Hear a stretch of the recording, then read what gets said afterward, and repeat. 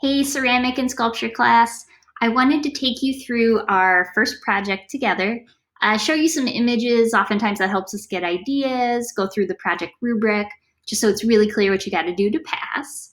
You can see our first project for ceramics and sculpture class has to do with the figure. The reason we're starting with this is for a couple reasons. One, it is a common theme you see in the ceramic and sculpture world. And you can probably guess why. The human body is a theme artists often use because it's something we connect to. And oftentimes we see emotion and meaning and feeling in figures because we're humans and we can relate to the experience, right? The other thing is you see it in almost every culture and custom in the ceramic sculpture world, sometimes having actual function, whether it's lucky charms or ceremonial, and also about expression and telling a story. The other thing is it's going to be not actually that difficult to sculpt. And I wanted to start us off really easy because for some of us, building with our hands, creating a sculpture is something we haven't done in a while, and it might feel kind of weird at first. So the way we'll be doing this will be pretty simple, and I think that's going to help us kind of jump into making work. So you can see there's some examples on here. The one on the very top that's really large is a very famous figure sculpture called The Thinker.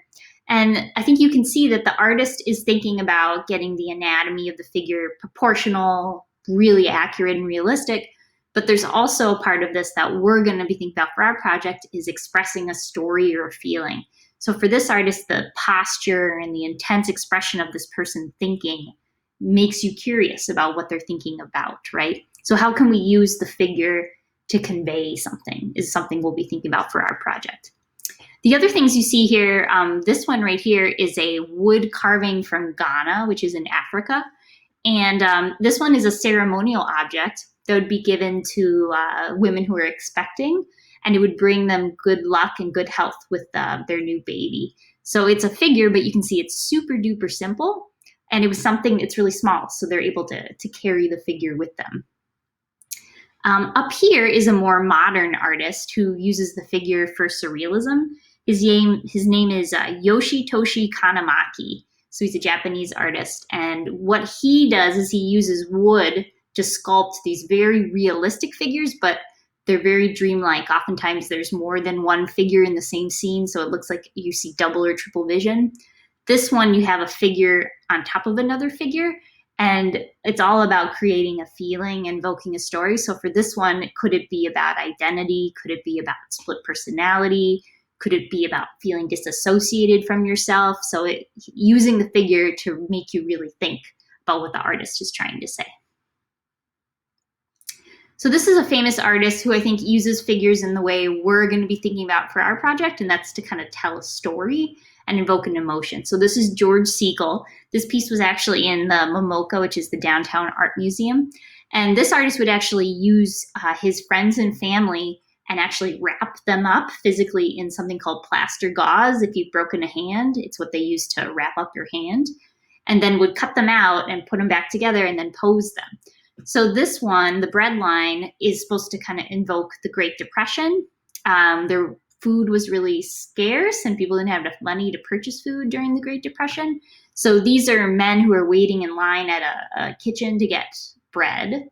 And you can see by looking at them, they have hints that they were professionals, they were businessmen. Oftentimes their hats kind of would hint that. But then the posture, the pose, the color invokes kind of this deep darkness of how they're feeling, how hard what they're doing is. So we'll be thinking about that. How can we use a pose, some of those hints to really communicate something to our viewer using the figure? We'll be sort of drawing inspiration from this artist who's named Giacometti. You maybe have heard about them before, but what was great about Giacometti and what we'll be pulling from is Giacometti didn't care about being realistic at all with the figure. And really it's about the pose and the dynamic nature of the pose. So Giacometti would do these huge elongated figures without very much detail at all.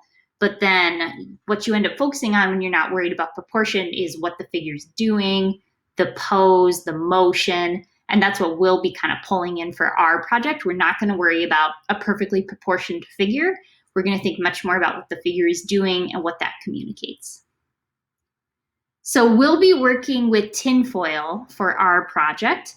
The reason we're starting with tinfoil is it's very simple to squish and roll with your fingers, and you don't need any tools. And I wanted us to start with that because it's simple and it's not as intimidating. I'll be showing you lots of tricks. We probably won't create something this realistic. I thought this was really cool to see, but don't worry about making a super realistic figure. We're going to be kind of in this vein of a really simple figure that we'll be generating with tinfoil. Everyone should have gotten an art kit that had tinfoil in it. There's more than one sheet in case this doesn't go very well. If you did not get tinfoil, let me know ASAP and I'll make sure you have some. Okay, so project rubric time.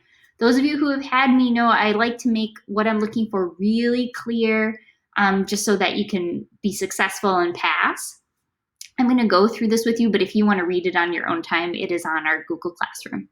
So the goal of the project is we're going to practice the process an artist goes through to design a dynamic sculpture of a figure where the action or pose tells a story or conveys an emotion. So to break that down, we are going to practice planning and sketching a sculpture, and then how you can use, in this case, the figure to actually communicate something, because artists oftentimes are communicating. So we're going to practice that.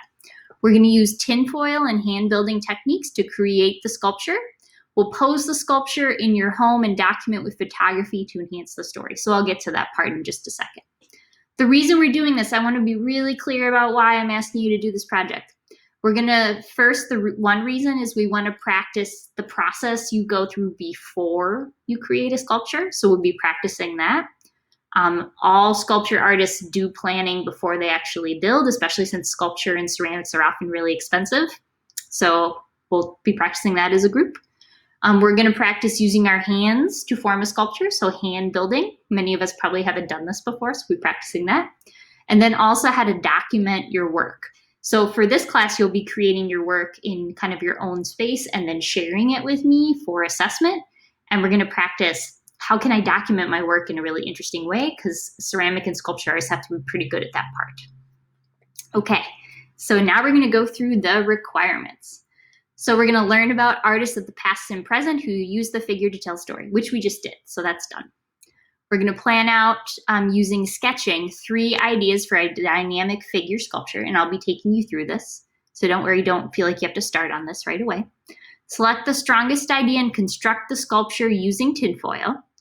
Pose the figure implying a narrative, story, or emotion. So the pose of what the figure is doing, if it's, say, covering its eyes, if it's running, if it's jumping, how does that kind of imply some sort of narrative or emotion or something about the figure? We'll use hand building techniques to create the figure, and then we'll document the figure in an interesting pose or position using photography, and that's how you'll submit that you did it to me. Okay, so this is the very last part. This is how I'll actually decide if you earn credit on this project. We're a pass-fail school. So I'm going to be reading the 3 achieved, which is pass, and I'm going to call out some of the advanced stuff if you want to push yourself.